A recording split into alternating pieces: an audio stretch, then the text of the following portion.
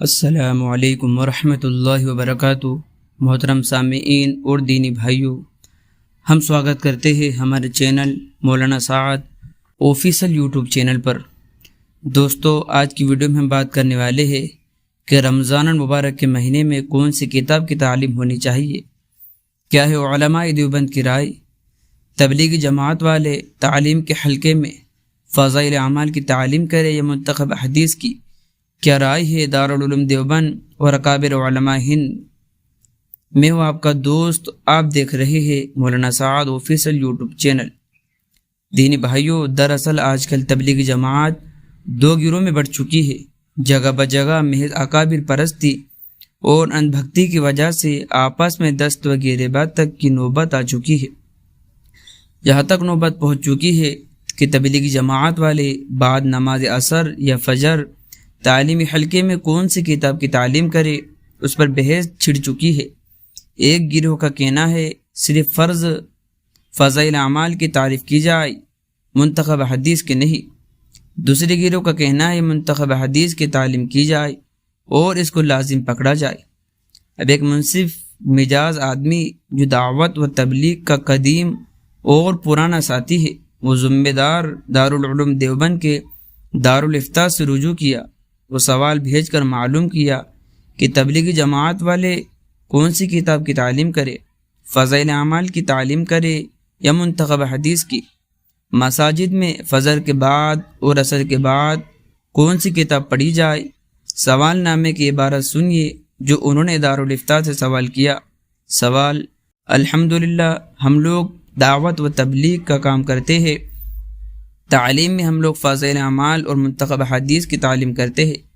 اب آپ کچھ لوگوں کا کہنا ہے کہ منتخب حدیث پڑھنے سے منع کرتے ہیں، جبکہ منتخب حدیث میں آسان احادیث قرآنی آیات ہے۔ بعض لوگوں کا کہنا ہے جبکہ حدیث کا ترجمہ بہت ہی واضح انداز میں کیا گیا، جس حدیث کی تشریح کی ضرورت تھی اس کی تشریح کی جائے۔ بعض لوگ فضائل اعمال کی تعریف کرنے سے منع کر رہے ہیں اور وہ کہتے ہیں صرف منتخب حدیث ہی کی تعلیم کی جائے، کیونکہ مولانا صاحب بڑی تاکید کے ساتھ حدیث کی تعلیم پر زور دے رہے ہیں۔ براہ کرم امت کو واضح کرے کہ حدیث پڑھنے سے منع کرنے کا کیا گناہ ہوتا ہے، حدیث کے منکر کے اسلام میں حصہ ہوتا ہے یا نہیں، واضح انداز میں جواب عنایت فرمائی۔ میرے بھائیوں، یہ تو سوال تھا، اب جواب سنیے۔ دارالعلوم دیوبند کے دارالافتاء سے معقر مفتیان کرام نے دیا ہے۔ جواب کی عبارت یہ ہے: بسم اللہ الرحمن الرحیم۔ جو لوگ قرآن و حدیث کی زبان سے واقف نہیں، یعنی عالم باقاعدہ نہیں ہے، تو ان کے لیے منتخب احادیث پڑھنا ہی افضل ہے، اور جو کچھ اس میں لکھا ہوا ہے وہی پڑھ کر سنا دے، کسی حدیث کی تشریح اپنی طرف سے نہ کرے۔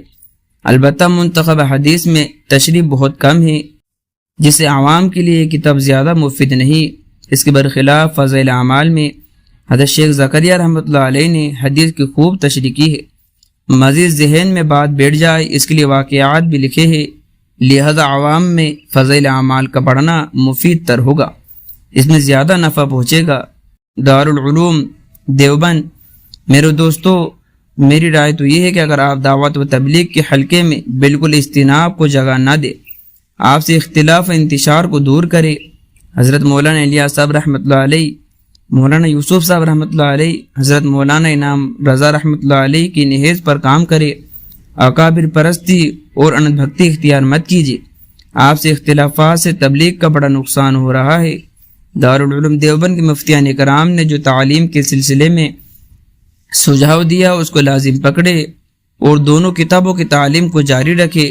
کبھی فضائل اعمال پڑھ لے، کبھی منتخب حدیث کی تعلیم کر لے، وہ وقت ہو تو کبھی کبھی دونوں کتابوں کی تعلیم کر لیا کرے، اختلاف نہ کرے۔ آپ فضائل اعمال میں ترجمے کے ساتھ تشریح، واقعات و احکامات بھی ہے جو عوام کو جلدی سمجھ میں آ جاتے ہیں، اور منتخب حدیث جو صرف ترجمے کی تشریح ہے، عوام کو سمجھنے میں دشواری ہوتی ہے، اس لیے کہ تعلیم کو ترجیح دے منتخب حدیث کے مقابلے میں۔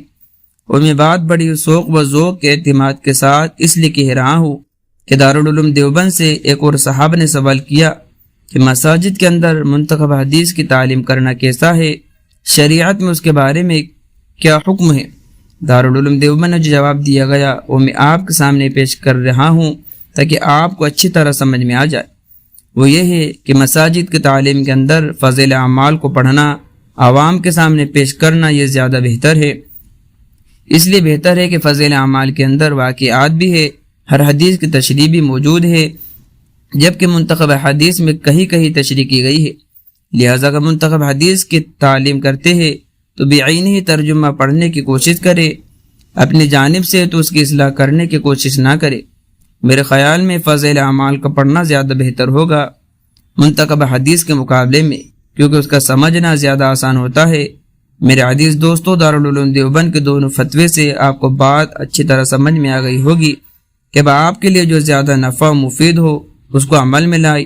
دارالفتہ دارالعلوم دیوبند۔ دوستو ملتے ہیں نیکسٹ ویڈیو میں۔ السلام علیکم ورحمۃ اللہ وبرکاتہ۔